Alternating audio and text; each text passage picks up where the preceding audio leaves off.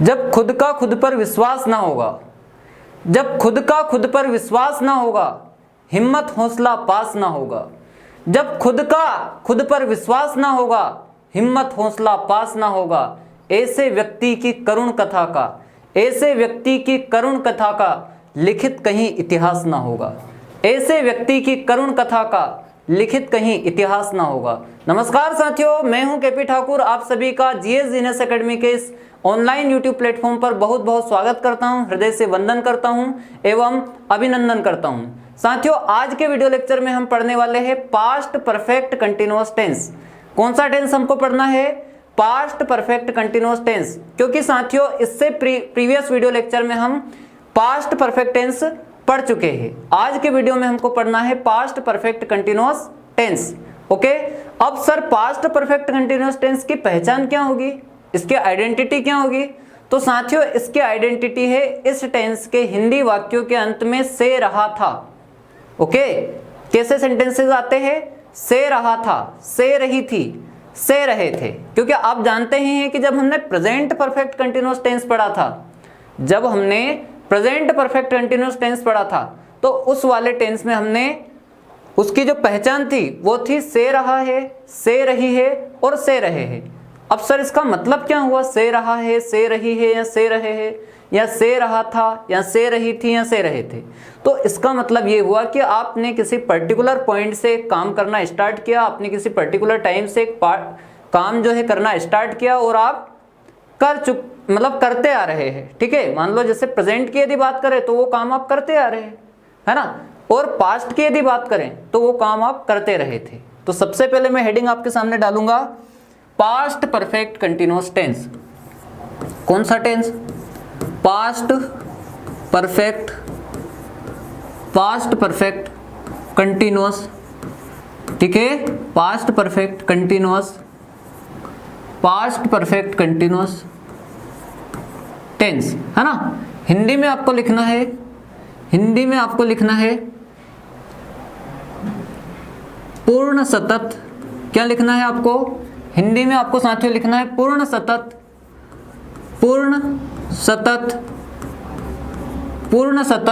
ठीक है, भूतकाल, पूर्ण सतत भूतकाल। ठीक, अब इसका स्ट्रक्चर कैसे बनेगा या इसकी पहचान क्या होगी? तो सबसे पहले साथियों आपको लिखना है पहचान। तो इसकी पहचान की बात करते हैं हम। पहचान कैसे होगी इसकी कि ये पास्ट परफेक्ट कंटिन्यूअस टेंस है। इसकी पहचान होगी, इस वाले टेंस की जो पहचान है वो इस प्रकार से होगी। इसके हिंदी वाक्यों के अंत में से रहा था, क्या आएगा? से रहा था या से रही थी, से रहा था या से रही थी, है ना। से रहा था या से रही थी या से रहे थे, इस टाइप के सेंटेंस बनेंगे। ठीक है, ओके है इतना। अब इसके स्ट्रक्चर की बात कर लेते हैं। अब इसका स्ट्रक्चर कैसे बनेगा सर? आइए समझाता हूं मैं। स्ट्रक्चर इसका बनेगा, स्ट्रक्चर हम सबसे पहले, आपको पता ही है कि हम किस सीक्वेंस में पढ़ रहे हैं। हम सबसे पहले क्या करते हैं? एफर्मेटिव सेंटेंसेस बनाते हैं। एफर्मेटिव सेंटेंसेस के बाद में हम नेगेटिव बनाते हैं, फिर हम इंट्रोगेटिव बनाते हैं, फिर हम WH फैमिली वर्ड वाले सेंटेंस बनाते हैं। तो उसी सीक्वेंस को फॉलो करना है। सबसे पहले कौन से वाले सेंटेंस बनाना है? एफर्मेटिव सेंटेंस, है ना। तो सबसे पहले लिख रहा हूं यहाँ पे स्ट्रक्चर में सब्जेक्ट, है ना। ऑब्वियस सी बात है, सबसे पहले सब्जेक्ट आएगा। जहां पर भी एफर्मेटिव सेंटेंस की बात होगी या नेगेटिव सेंटेंस की बात होगी, सबसे पहले हमेशा सब्जेक्ट आएगा, है ना। तो सबसे पहले मैं यहाँ पर लिख रहा हूं सब्जेक्ट, ये लिख दिया मैंने सब्जेक्ट। सब्जेक्ट के बाद में हमको लेना है हेड बीन। क्या लेना है? Head been. ओके, सब्जेक्ट के बाद हमको लेना है हेड बीन। हेड बीन के बाद में हमको लेना है वर्ब की कौन सी फॉर्म? हेड बीन के बाद में हमको लेना है वर्ब की फोर्थ फॉर्म। वर्ब की फोर्थ फॉर्म के बाद में हमको लेना है ऑब्जेक्ट, है ना। इस टाइप से आपका स्ट्रक्चर बनेगा। अब सर किन किन के साथ में लगेगा हेड बीन? किन सब्जेक्ट के साथ लगेगा? तो डियर स्टूडेंट्स, सभी के साथ हेड बीन आपको लगाना है, चाहे वो आई हो, चाहे वो यू हो, चाहे वो वी हो, चाहे वो दे हो। चाहे ही हो, चाहे शी हो, चाहे इट हो या चाहे नेम हो, आपको प्रत्येक सब्जेक्ट के साथ में हैड बीन लगाना ही है और वर्ब की फोर्थ फॉर्म का यूज करना ही है। ठीक, तो subject plus had been plus verb की फोर्थ फॉर्म प्लस ऑब्जेक्ट। अब मैं एक सेंटेंस आपके सामने लिख रहा हूं। अब क्या सर इतना ही होगा क्या? शायद हम गलत दिशा में जा रहे हैं। याद कीजिए, इसमें सिंस और फॉर का यूज भी होगा, इसमें इस वाले टेंस में भी सिंस और फॉर का यूज भी होगा। तो सिंस और फॉर का यूज कब होगा? ऑब्जेक्ट के भी बाद, है ना। तो ऑब्जेक्ट के बाद में यहां पर मैं लिख दे रहा हूं सिंस और फॉर, क्योंकि या तो सिंस का यूज होगा या फॉर का यूज होगा, प्लस किसका? टाइम का यूज होगा, प्लस टाइम का यूज होगा, है ना। तो इस टाइप से आपका स्ट्रक्चर बनता है। अब मैं एक सेंटेंस लिख रहा हूं आपके सामने। जैसे मैंने बोला कि मैं 4 साल से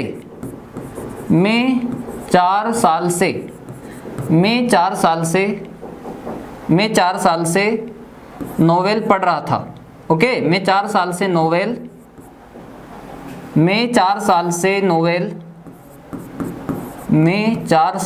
नोवेल पढ़ रहा था। पहचान क्या है इस वाले टेंस की? इस वाले टेंस की पहचान है कि इसके हिंदी वाक्यों के अंत में से रहा था, से रही थी या से रहे थे इत्यादि शब्द आते हैं, है ना। तो आपका सेंटेंस बनेगा आई हैड बीन, क्या बनेगा? आई हैड बीन रीडिंग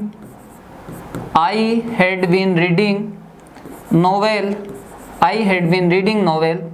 ठीक है, अब कब से बात हो रही? 4 साल से।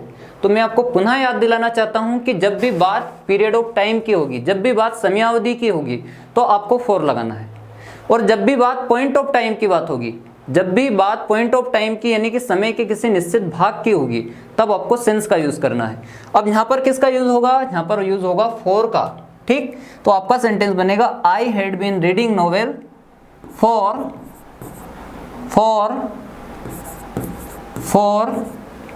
2 बार फॉर आएगा। एक तो आपका सिंस और फॉर वाला फॉर, और एक आपका आएगा FOUR फॉर, जो संख्या के लिए है ना, क्योंकि 4 साल से बात हो रही है ना। तो फॉर ईयर्स, इस टाइप से आपका सेंटेंस बनेगा। तो कंप्लीट सेंटेंस आपका क्या बना? I had been reading novel for 4 years.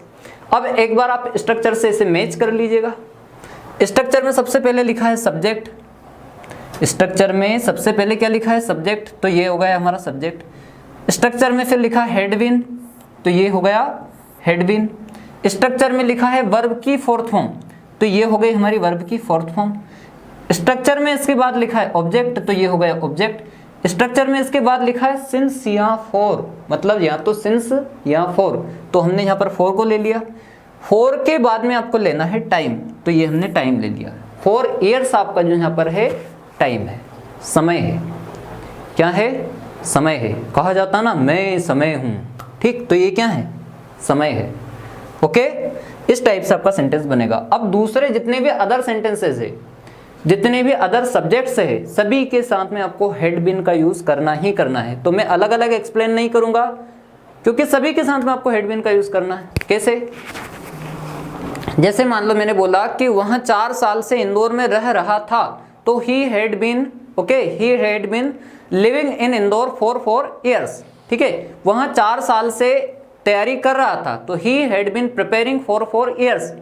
वहां 6 महीने से तैयारी कर रही थी। ठीक है, तो she had been preparing for 6 months. ठीक है, वे सुबह से क्रिकेट खेल रहे थे। कब से? सुबह से। तो they had been playing cricket, okay, they had been playing cricket since morning.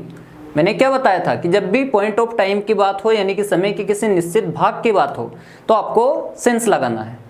Clear है इतना? तो जितने भी आपके सब्जेक्ट रहेंगे, चाहे IUV दे हो या ही शी इट नेम हो, सभी के साथ में आपको हैड बीन का यूज करना है। अब इतना मैं आपको एक्सप्लेन करने के बाद आता हूं नेगेटिव सेंटेंसेस पर।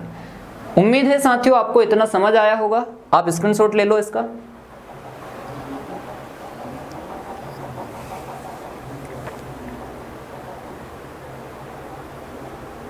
मैं पूर्ण आशा करता हूं कि आपको इतना क्लियर हुआ होगा। मैं आगे बढ़ता हूं और मैं आपके सामने हेडिंग लिखता हूं नेगेटिव सेंटेंसेस। कैसे वाले sentence? Negative sentence, negative sentences.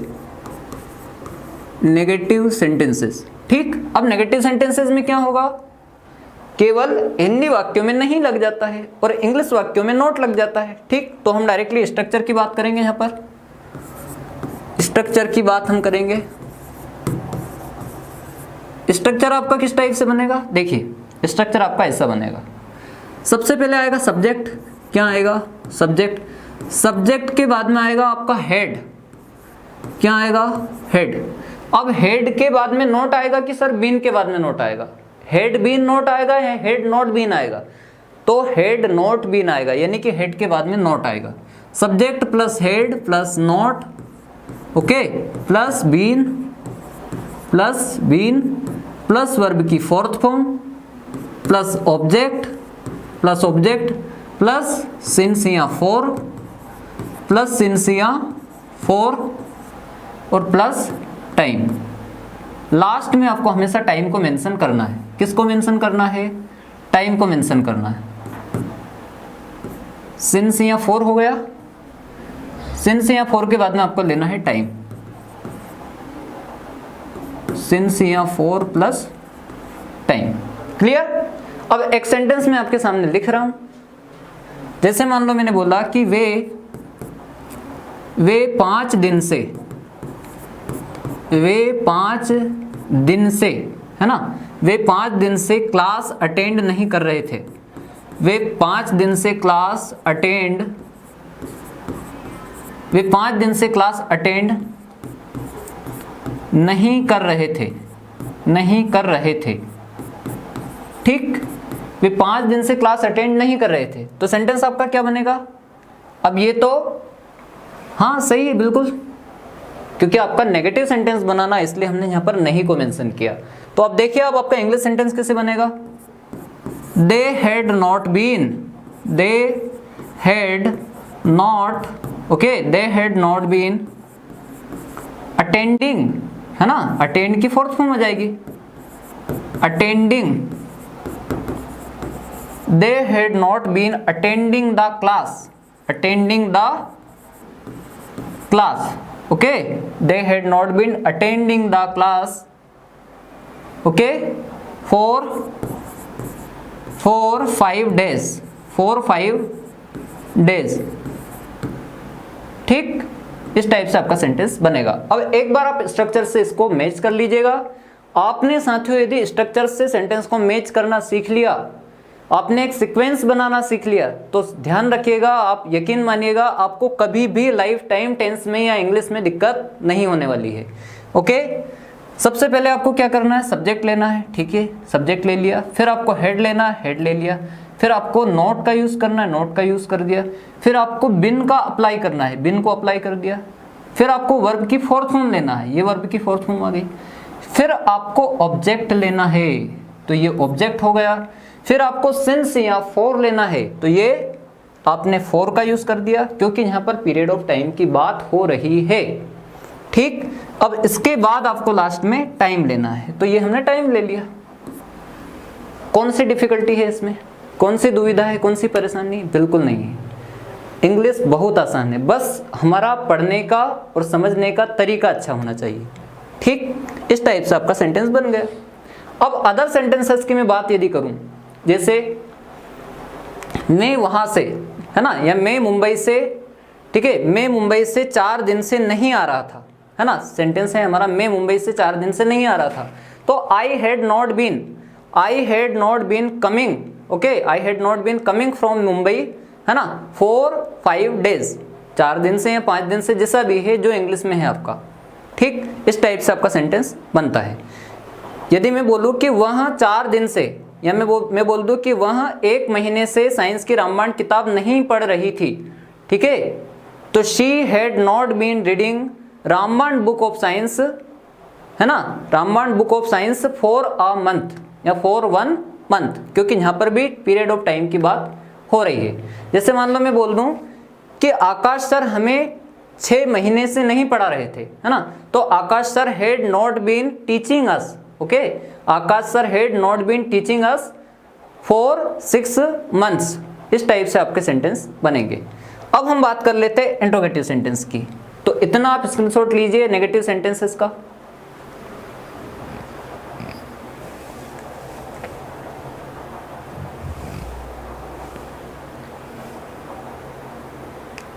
Clear है इतना? ओके, आगे बढ़ते हैं। ये हो गए आपके नेगेटिव सेंटेंसेस। अब हम बात करते हैं इंट्रोगेटिव सेंटेंस की। कौन से वाले sentence? Interrogative sentence.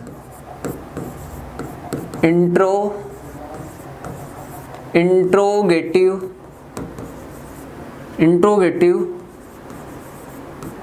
Sentences, interrogative sentences, है ना, मतलब प्रश्नवाचक वाक्य। कैसे वाक्य? प्रश्नवाचक वाक्य। तो हिंदी में मैं लिख रहा हूं यहां पर प्रश्नवाचक वाक्य, प्रश्नवाचक वाक्य। ठीक, ये हो गया आपका इंट्रोगेटिव सेंटेंस। अब देख लीजिए स्ट्रक्चर इसका क्या रहेगा। स्ट्रक्चर पे हम बात कर लेते हैं।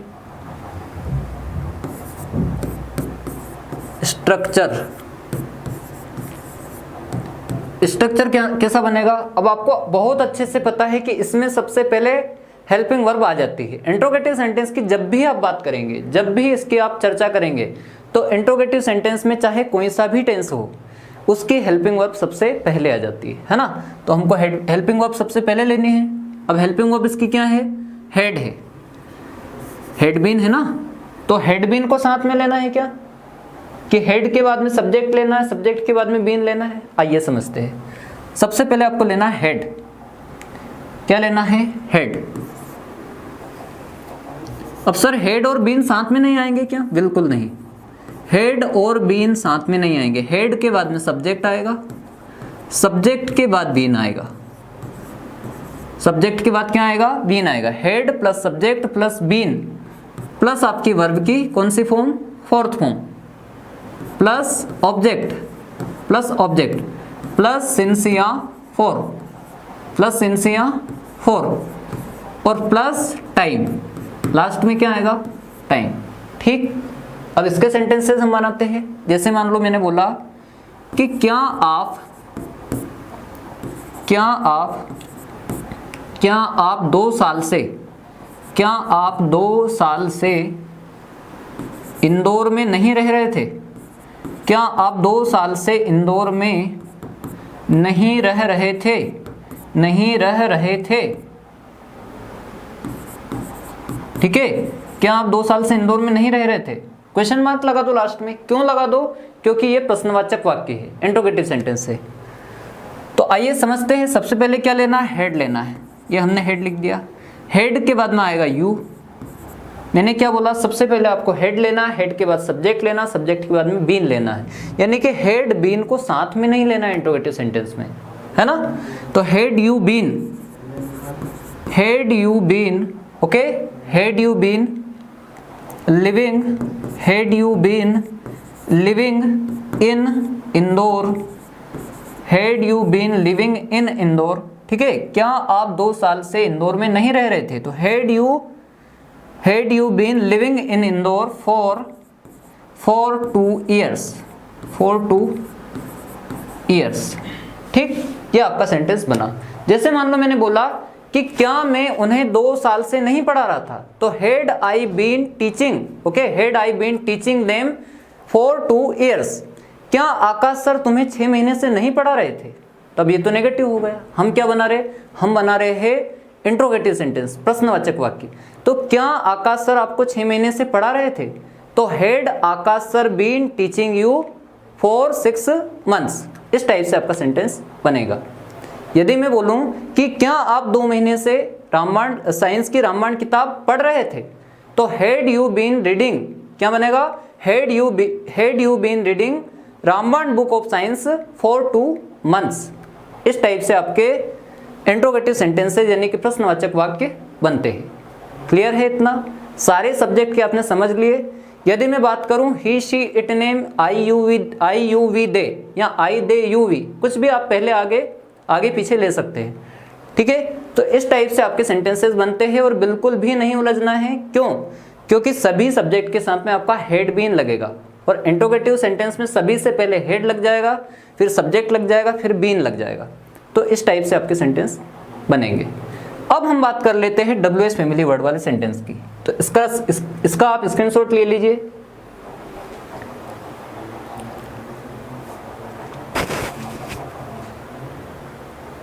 उम्मीद करता हूं साथियों आप स्क्रीनशॉट ले चुके हैं और आपको मैं फिर से रिवाइज करवाता हूं कि हमारी जो साइंस की रामबाण किताब है उसे आप जितना जल्दी हो सके आप ले लीजिए, क्योंकि आपको जिस भी एग्ज़ाम की तैयारी करनी है, मैंने पहले प्रीवियस वीडियो लेक्चर्स में भी आपको बताया कि आप चाहे एसएससी की तैयारी कर रहे हो या आप एमपीएसआई की तैयारी कर रहे हो, चाहे आप फॉरेस्ट गार्ड की तैयारी कर रहे हो या आप जेल प्रहरी की तैयारी कर रहे हो या आप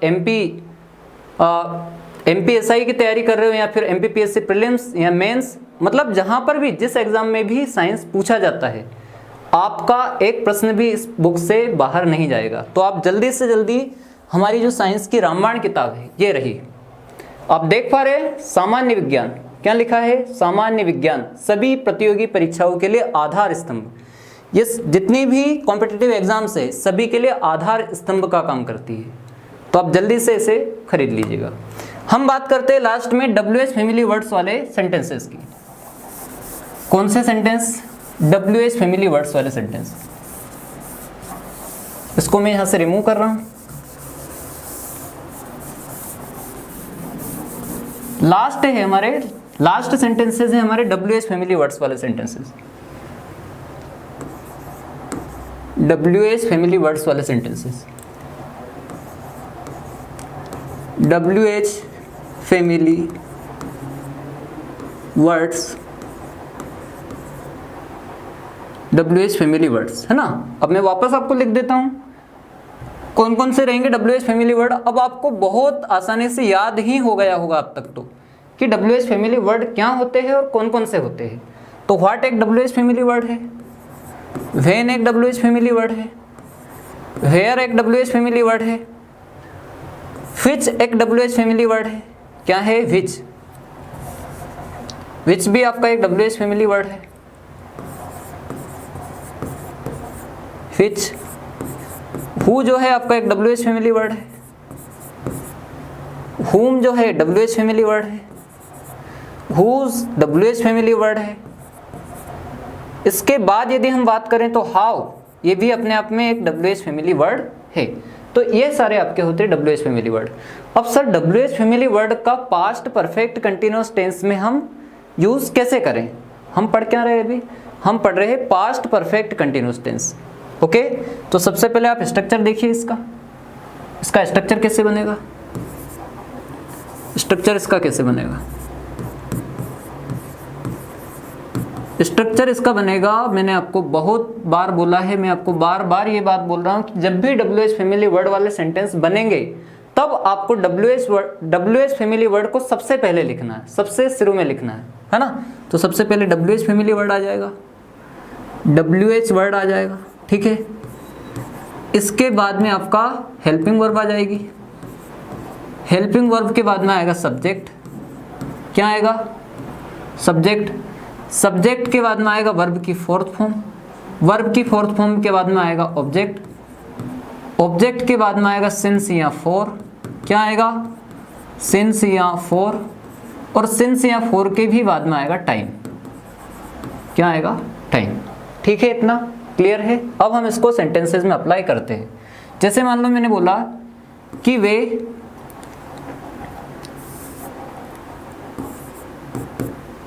वे 2 दिन से, वे 2 दिन से, ठीक है, वे 2 दिन से,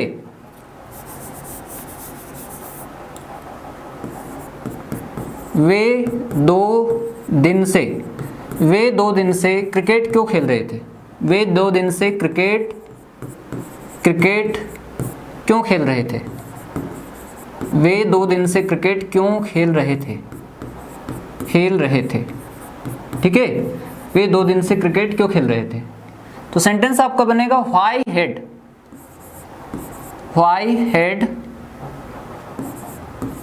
हैड दे बीन, है ना। तो आपको करना क्या है? सबसे पहले WH फैमिली वर्ड लेना है, फिर हेल्पिंग वर्ब लेना है, फिर आपको सब्जेक्ट लेना है और सब्जेक्ट के बाद में आपको बीन लेना है। तो मैं यहाँ पर सब्जेक्ट के बाद में बीन को मेंशन कर देता हूँ, ये मैंने कर दिया, ठीक। तो why had they been, okay. वे 2 दिन से क्रिकेट क्यों खेल रहे थे? तो why had they been playing cricket,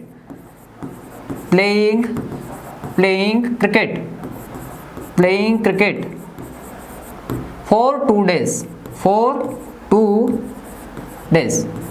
ठीक, इस टाइप से आपका सेंटेंस बनता है ना। वे 2 दिन से क्रिकेट क्यों खेल रहे थे? Why had they been playing cricket for 2 days?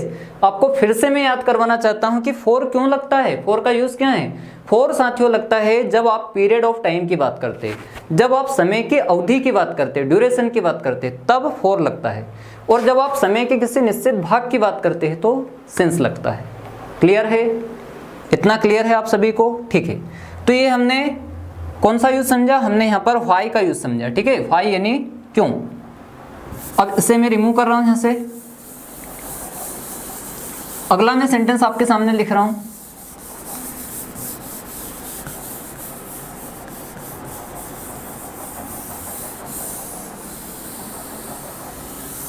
ठीक है, अगला सेंटेंस आपके सामने है। वे यहां 6 महीने से, ठीक है, कब से?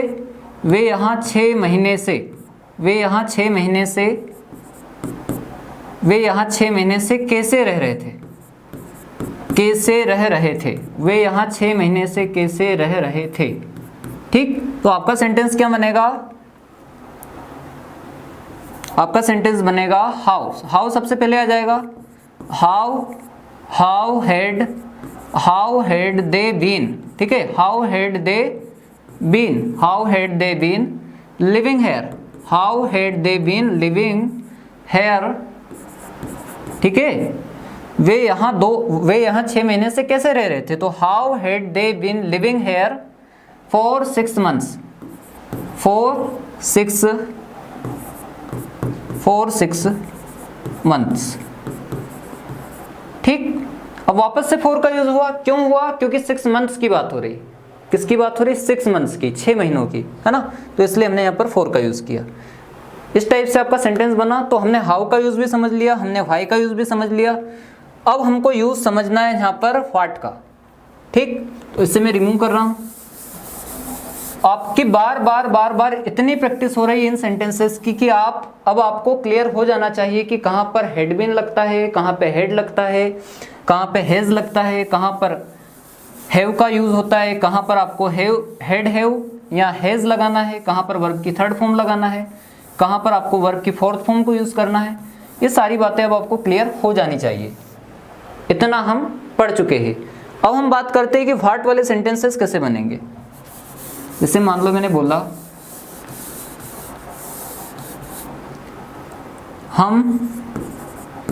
हम 2 वर्ष से या हम 2 साल से, ठीक है, हम 2 साल से इंदौर में, हम 2 साल से इंदौर में, है ना, हम 2 साल से इंदौर में क्या कर रहे थे? ठीक है, क्या कर रहे थे। यहाँ पर क्या कर रहे हैं की बात नहीं हो रही, क्या कर रहे थे, क्योंकि हमारे वाक्य की पहचान है से रहा था, से रही थी और से रहे थे, है ना। तो आपका सेंटेंस बनेगा व्हाट सबसे पहले आ जाएगा। What had, okay, what had we been doing in Indore, what had we been doing in Indore for 2 years, for 2 years। अब एक बार आप स्ट्रक्चर से इसको मैच कर लीजिएगा कि स्ट्रक्चर से कैसे मैच हो रहा है, स्ट्रक्चर के अकॉर्डिंग बन रहा है या नहीं बन रहा है। ओके, इस बात को आप वेरीफाई कर लीजिएगा। तो सबसे पहले WH वर्ड लिखना है, ये हो गया आपका WH वर्ड। फिर आपको लिखना है हेल्पिंग वर्ब। अब हेल्पिंग वर्ब है क्या? हेल्पिंग वर्ब है हमारी इस टेंस में हैड बीन। तो हेड और बीन को दोनों को साथ में लिखना है क्या? नहीं, हेड और बीन को दोनों को साथ में नहीं लिखना है। इंट्रोगेटिव सेंटेंस में और WH फैमिली वर्ड वाले सेंटेंस में दोनों को साथ नहीं लिखना है। पहले हेड लिखना है, फिर सब्जेक्ट लिखना है, फिर बीन लिखना है। ठीक, तो यहाँ पर हमने हेड लिख दिया, फिर सब्जेक्ट लिखा, फिर बीन लिखा, इतना हो गया। फिर हमको लिखना है वर्ब की 4th फॉर्म, तो ये वर्ब की 4th फॉर्म हो गई। ठीक, फिर हमको लिखना है ऑब्जेक्ट, तो ये हो गया ऑब्जेक्ट। अब सर ऑब्जेक्ट से पहले इन क्यों लिखा? इसका क्या रोल है, इसकी क्या भूमिका है, तो हमने 4 लिख दिया। इसके बाद हमने टाइम को मेंशन किया, तो ये हमने टाइम को मेंशन कर दिया, किसके बाद, 4 के बाद। अब वापस से मैं याद दिला दूं कि जब ड्यूरेशन की बात हो या पीरियड ऑफ टाइम की बात हो तो क्या लगता है, 4 लगता है या सिंस लगता है ना। लेकिन जब पीरियड ऑफ टाइम की बात हो तो 4 लगता है, सीधी सी बात है। और जब पॉइंट ऑफ टाइम की बात हो, मतलब समय के किसी निश्चित भाग की बात हो, किसी निश्चित अंश की बात हो, तो वहां पर सिंस लगता है। इतना आप सभी को क्लियर है, सभी को समझ में आ रहा है। इस टाइप से हमने WH फैमिली वर्ड्स वाले सेंटेंस के माध्यम से पास्ट परफेक्ट टेंस कैसे बनता है, पास्ट परफेक्ट टेंस के सेंटेंसेस कैसे बनते हैं, इन तमाम बातों को इस वीडियो लेक्चर के माध्यम से हमने समझा।